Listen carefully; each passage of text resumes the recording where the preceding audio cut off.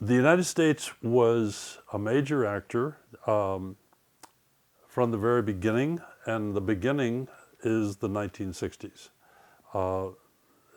During a period in the early 60s, the United States supported reform in Latin America as an alternative to revolution.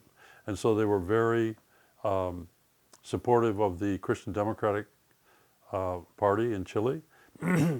President Frey was elected with not only U.S. support, but U.S. financing. So there was a tremendous amount of covert financing for a political party that we would say was a progressive political party, anti-communist, but and an alternative to the Allende parties, who there was a coalition with a different name at that point, but it's pretty much the same parties as later came to victory. The United States, so you could say, well, it was covert, but they weren't supporting violence. They were supporting a peaceful, reformist, pro-capitalist, but also socially progressive alternative. That was Kennedy and Johnson. Nixon comes in wins the election in 68, comes into power in 1969. We changed sides.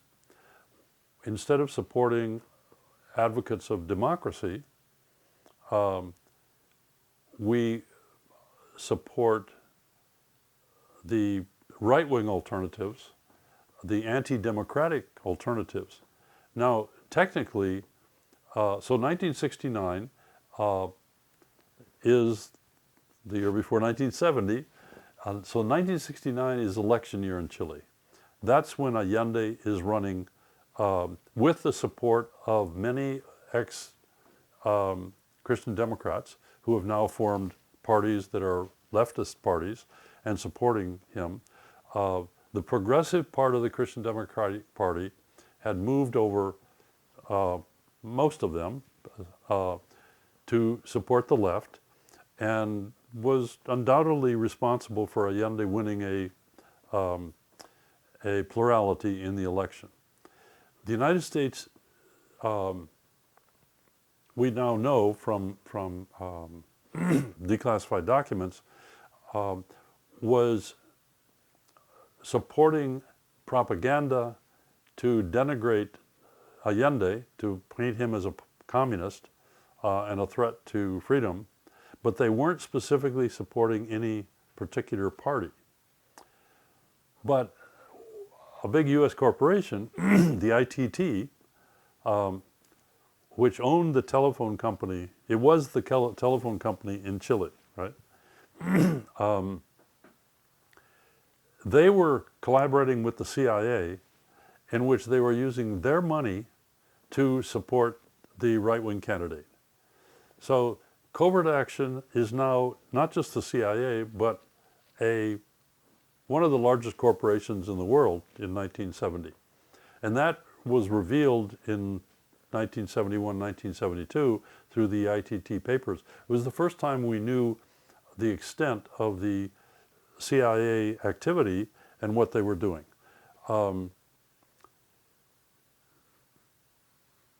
Immediately after Allende is elected,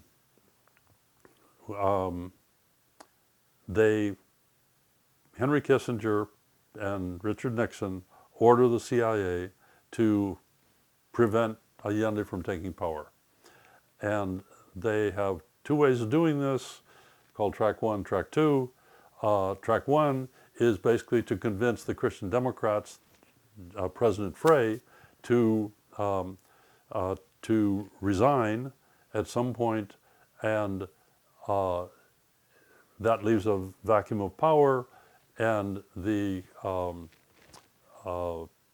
Christian Democrats would then vote to together with the right wing to install the number two person in the election, the one who was beaten by Allende, and then that person would immediately resign, and then somebody else would be appointed. It was a cockamamie scheme.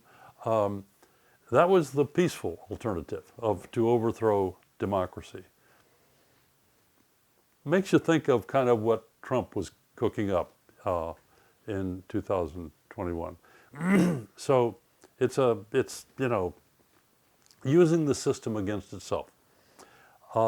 Track 2 was a military coup. And the CIA was providing weapons to two groups of military, led by two groups of people, including civilians and military, one led by an active duty military person, and the other by a retired military person.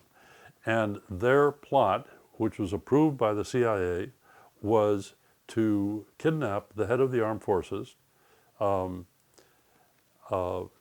man, General Schneider, and by kidnapping the head of the armed forces, this then would give a pretext. They would blame it on the left, of course, and this would give a pretext for the army to declare a state of emergency. This is before Allende has taken power, and so the still president, the incumbent president, would be asked to declare a state of emergency, which he probably would have done. This is the second scheme, and that plot was actually executed by one of the groups. The extent to which both groups are involved is an important historical question, because the group led by General Viau, the retired general, attacks General Schneider's car, breaks the windows in his car, and they kill him. Did not look like a kidnapping to me, or to anybody that was just, this is not a kidnapping going wrong. This looked like they set out to kill the guy. However that happened, he dies. He lingered in a hospital for several weeks. Henry Kissinger's alibi is that, a few days before this happened, we told General Viau to stand down, that we didn't support his coup attempt. We kept working with General Valenzuela, and we would, and so we didn't have anything to do with the killing. We just had to do with the other guy who wasn't active that day. Well, the Chilean courts, when they actually tried these people that had killed Schneider, the way they describe this is two groups working together during the entire period, and one of them actually carried out the operation, but the other group was part of the they were part of the larger scheme. The U.S. was directly involved in the assassination of the head of the Chilean armed forces. There's no question about that in my mind. Henry Kissinger's excuse, his story, because he is such a powerful person, has been able to form the official version of what happened. But those of us who have done research are convinced that there was no distinction between the U.S.-backed group and the other group. It was all part of the same operations, and our hands had blood on them. That was what happened in 1970, before Allende even took power. It failed. The CIA's messages vary on days subsequent to his death, or at least to the kidnapping, was congratulations, we did everything we could, now it's up to the Chileans. If we have given them the pretext for a military coup, let's see what happens. Well, they didn't carry out they didn't declare the state of emergency, but anyway, you did the best you could to create the situation in which a military coup could have happened. Unfortunately, it didn't happen, and now we have to deal with a Marxist in power in Chile. That is what you have to understand about what the U.S. mindset was at the time. And I don't mean that everybody in the embassy was part of this. No question about it. This was a covert action by the CIA, directed by Henry Kissinger, approved by Richard Nixon, and carried out by the CIA. One of the ironies is that the State Department and the embassy, not all of them were party to this, because this was track two. This was the more clandestine part of it. And so when General Schneider was killed, the State Department sent over a message of condolence for Nixon to send to the general's family, when in fact we had been responsible for killing him. So the diplomats, obviously were part of the opposition, but they were not implicated in the killing itself. That's how it all got started. And what happens in the next 3 years, leading up to the coup in 1973, is a story of continuing U.S. hostility. And I mean, I could go on forever about the details of this. The bottom line is that U.S. covert activity during the Allende government was to create an environment, to work clandestinely, to create an environment to destroy the economy so that he would not be successful, to support the opposition parties, to finance the opposition parties, including the Christian Democrats and the right-wing parties. To what extent we were supporting the terrorist group named Patria Libertad has never been fully examined, and it's one of the things that the U.S. denies, that they were supporting the terrorist groups. They were bombing pylons, power lines. There were several, at least two assassinations. The extent to which we were involved in that is not known. But our strategy was described by Kissinger as cool but correct, and the strategic thinking behind that policy is explained in documents that we now have. It basically amounts to Allende is a democratically elected radical, a Marxist, but he has credibility because the elections were legitimate. We can't deny that. If we oppose him in an overt way, we will lose credibility in the rest of Latin America because we seem to be opposing a democratic government. So we have to have a critical and cool attitude toward him. We have big issues like the nationalization of copper and negotiations over copper and the economy, international debt. We will oppose them everywhere we can without calling for regime change, although they didn't use the term back then.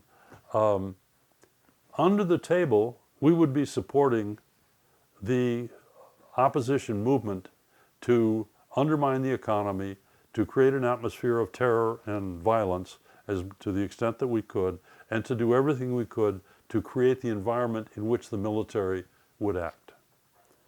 So the continuing policy of the U.S. government was to foment a military coup, even after 1970. The United States was not operationally involved in the coup itself. And these documents, two documents were released, they're sitting right there on my table, just 2 days ago. The CIA informed Richard Nixon in his daily briefing on September 11th, 1973, that it looks like there are movements toward a military coup, but the Navy is involved and maybe some units of the Army. We're not sure whether it's going to happen. So on the day of the coup, the United States did not know for sure that it was happening. That to me is significant. It's not that we weren't in touch with the military that were doing this, but we weren't in touch with them to the extent that they told us this is D-Day, right? So it was a successful execution of U.S. policy. U.S. policy was to foment a military coup. A military coup happened as a result of all the chaos that we had fomented. But it's important that, number one, to correct the notion that it was the U.S. that did everything, because we were an important player, but it was, including the extreme violence, was the responsibility of the Chilean military and civilian actors who pulled this off and set the tone of violence with the goal of obliterating for the future any possibility of a leftist resurgence or socialism in the country. I mean, a physical elimination of an ideology, of a leftist ideology. That was a Chilean invention. There is no question. The level of violence, the level of killing was Chilean. It was not U.S. We, unfortunately, are morally responsible because we didn't push back against it. We never criticized them. We defended them even after it was clear that they were killing so many people. The U.S. was enthusiastic that the Chilean military had finally acted in concert with their civilian allies, all of whom we had been paying. And so the initial response of the State Department and the embassy was to, well, we're not going to recognize the government immediately because that would be unseemly. But from the contacts that are made, there's negotiations about can we get this kind of aid, can we get that kind of aid, little things. They begin the discussion of how soon will it be before we can restore full economic and military aid, which had been vastly reduced, like 90% had reduced during Allende. And it's just a matter of getting on track so that we will move into full recognition and full support. There's the